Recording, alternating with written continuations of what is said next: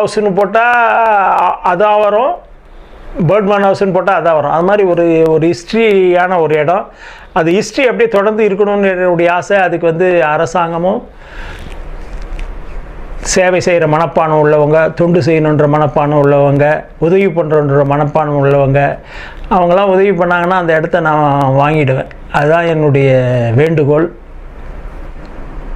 அதாவது நாம் போகிற எண்ணங்கள் வந்து ஒரு நல்ல ஒரு எண்ணங்களோடு ஒரு இலக்கை அடையணுன்னும் போது இயற்கையை இப்போ நம்ம நேசிக்கக்கூடிய எண்ணங்களோடு நம்ம போக வேண்டிய கட்டாயத்தில் இருக்கோம். கண்டிப்பாக இயற்கையை நம்ம பாதுகாக்கணும். அந்த மாதிரி பாதுகாக்கணுன்ற மாதிரி எல்லா பறவை இனத்தையும் நம்ம பாதுகாக்கணும். இந்த பறவை இனமான கிளிகள் மட்டும் இல்லை, எல்லா பறவை இனங்களும் பாதுகாக்கணும். அந்த பாதுகாக்கிறவங்க வந்து இன்றைக்கி தமிழ்நாடு ஃபுல்லாக நிறைய பேர் இருக்காங்க. அவங்களுக்கெல்லாம் அரசாங்கம் என்ன சிலர்லாம் வந்து தன் வாழ்க்கையே அதுக்காக அர்ப்பணிச்சுக்கிறான். நான்லாம் ஒரு பாதி நாள் தான் வந்து அதுங்களுக்காக வேலை செய்கிறேன்.